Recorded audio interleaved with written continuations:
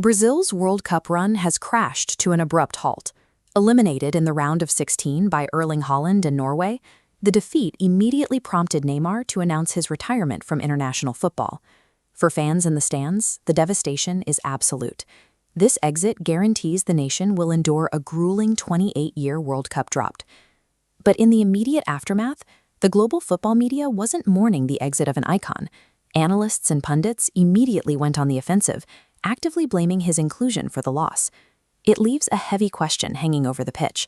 For a player destined to be the savior of Brazilian football, will a messy tactical collapse define the legacy of their all-time top scorer?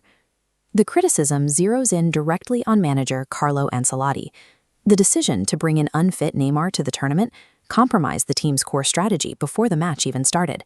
Think of it as tactical gravity. Neymar's presence forces the Brazilian formation to collapse inward toward his central position, killing their high-pressing system.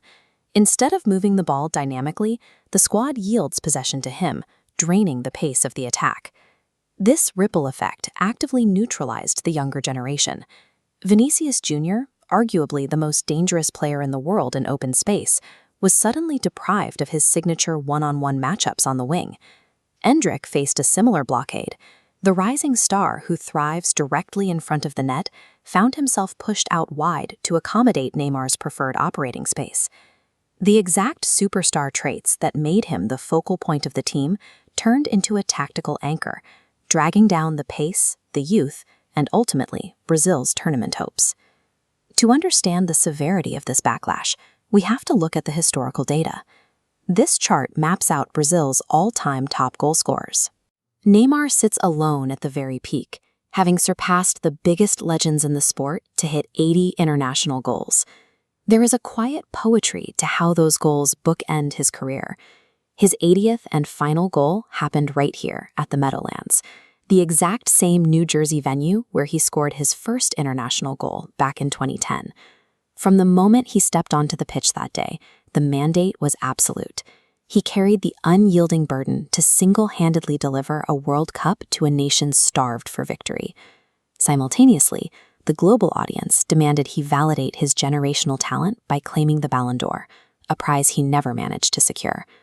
Falling short of those two specific pieces of hardware created a relentless narrative that he should have done more. It is a shadow that constantly obscures the massive statistical milestones he actually reached. But players who shared the pitch with him view his career through a completely different lens. Legends like Thierry and Zlatan Ibrahimović flatly reject the idea that his worth is tied to a trophy count. They point to how he actually played the game. He possessed a terrifyingly adaptable skill set, creating chances out of thin air and executing his most complex maneuvers with an infectious joy. As Thierry Henry argued in the wake of the retirement, reducing a player like Neymar to tactical systems, formations, or medals completely misunderstands his purpose in football. His distinct flair and stylistic expressions served as a cultural export. He inspired millions of kids around the world to pick up a ball and try to emulate his moves in their own streets, falling in love with the sport in the process.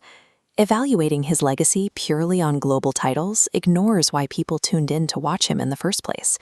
He was an entertainer and a cultural icon long before he was a tactical variable. The critics are entirely correct about the present reality. Brazil is navigating a severe footballing crisis.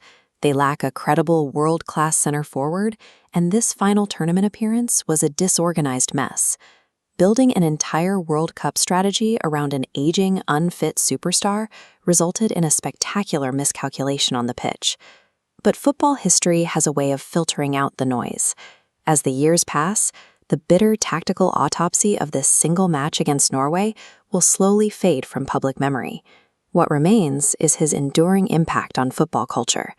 The pure joy he gave to the feeling of the game will outlast the statistics and the immediate heartbreak of a round of 16 exit. He walks away as Brazil's greatest statistical goal scorer, having carried the crushing weight of a nation's expectations for over a decade.